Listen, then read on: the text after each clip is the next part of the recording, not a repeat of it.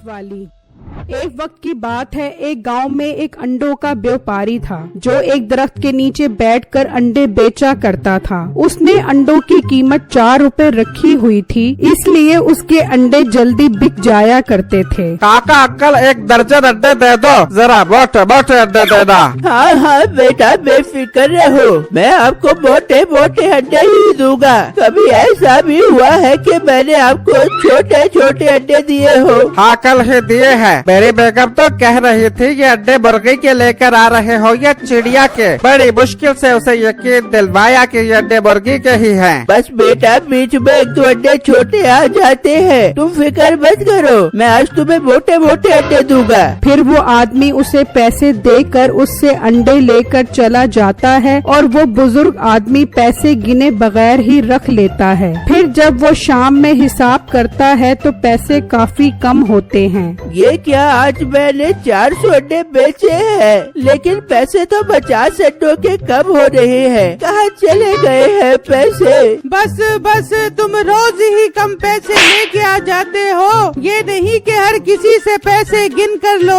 अब्बू जान, इस तरह तो आपका कारोबार नहीं चल सकेगा, कम से कम आप पैसे गिन कर तो लिया करें। नहीं सुनेंगे, ये नहीं सुनेंगे, इन्होंने तो नुकसान उठाने का ठेका उठाया हुआ है। ओ बेगम, फिक्र मत कर, मैं कल से पैसे गिन कर ही लूंगा। तू अब मुझे खाना दे दे, बहुत जोर की भूख लग रही है। और बिट्टू, शाम होने से पहले फार्म से अंडे लेकर आ जाना, वरना आसपास के लोग उससे वक्ती अंडे खरीद कर ले जाते हैं। ठीक है अब्बू जान, मैं अंडे लेने जाता हूँ, आप फिक्र मत करें। उनके पास एक बैलगाड़ी थी और वो उसी पर अंडे लाते थे। फिर बिट्टू बैलगाड़ी में बैठकर अंडे लेने चला जाता है और उस फार्म पर पहुंचता है। अब तो सुनाओ, तुम्हारे अब्बू का कारोबार कैसा जा रहा है अंडों का? अंकल, कारोबार ठीक जा रहा है, लेकिन एक मसला हो गया है अंकल। कौन सा मसला हो गया है बिट्टू?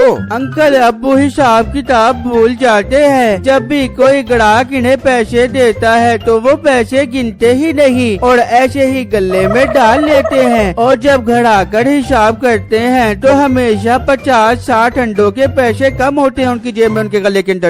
यार ये तो बहुत गलत बात है, इस तरह तो उन्हें बहुत नुकसान हो रहा होगा। इससे तो बेहतर है वो घर ही बैठ जाए। बस अंकल, समझा कर थक गए हैं, अब उम्मीद है वो हिसाब पूरा करेंगे। अंकल, आप 400 अंडे दे दो।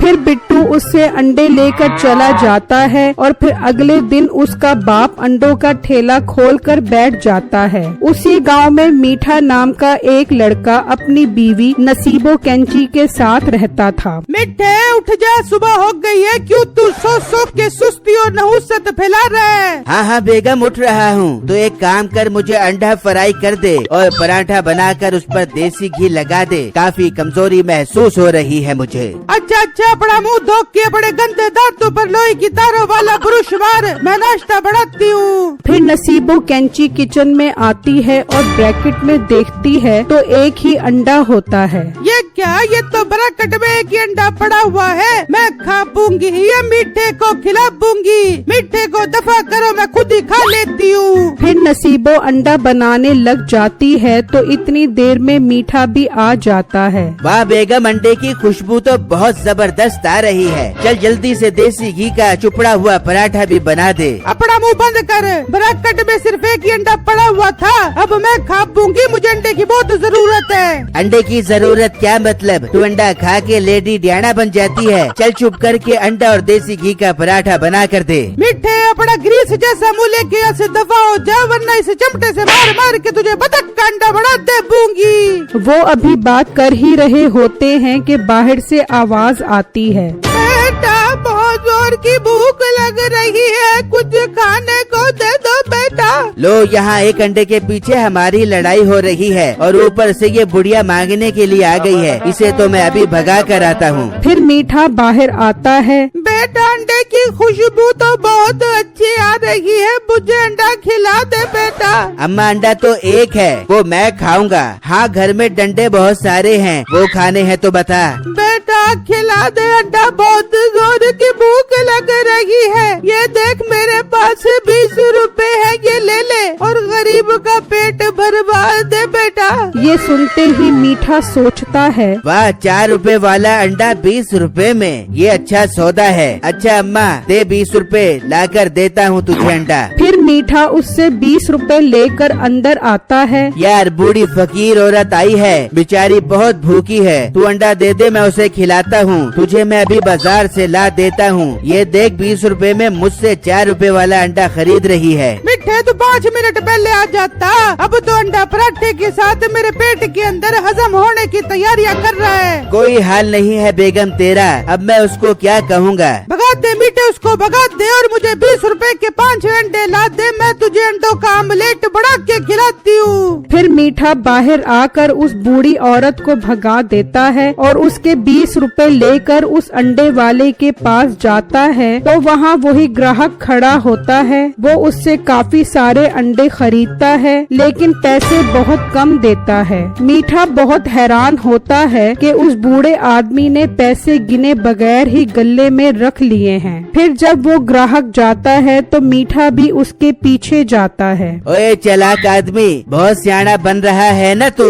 उस बूढ़े आदमी को अंडों के कम पैसे दिए हैं तूने, मैं सब देख रहा था। ओ भाई आहिस्ता बोलो, कोई सुन लेगा। हाँ तो सुन ले, तू उसके साथ धोखा करके आ रहा है। भाई तू भी कर, उसको पता ही नहीं लगता। मैं तो कब से उससे अंडे इसी तरह लूट कर लेकर जा रहा हूँ। उसे कब पैसे देकर बहुत सारे अंडे ले जाता हूँ। अरे वाह भाई, आपने तो मेरी जिंदगी आसान कर दी है। मुझे तो अंडों के आमलेट का बहुत शौक है, मैं अब उससे खूब अंडे लूंगा। वहाँ बिट्टू की माँ बिट्टू को कहती है, बिट्टू बेटा, तेरा बाप तो ऐसे ही नुकसान करता रहेगा। मैं तो कह रही हूँ आज तू चुपके से दुकान पर जा और देख के कौन उन्हें रोज चूना लगा कर जाता है। हाँ बेजान, आप ठीक कह रही हो। मैं पुलिस को भी साथ लेकर जाता हूँ और आज ही उस फराडी को रंगे हाथों पकड़ता हूँ। फिर बिट्टू घर से निकलता है और पुलिस स्टेशन जाकर उन्हें सब कुछ बताता है कि कोई रोज उसके बाप की दुकान से अंडों में धोखा कर रहा है। फिर वो पुलिस के हमरा अपने बाप के ठेले पर आकर छुप जाते हैं तो थोड़ी देर में मीठा वहाँ आ जाता है। अंकल, 4 क्रेट अंडों के दे दो।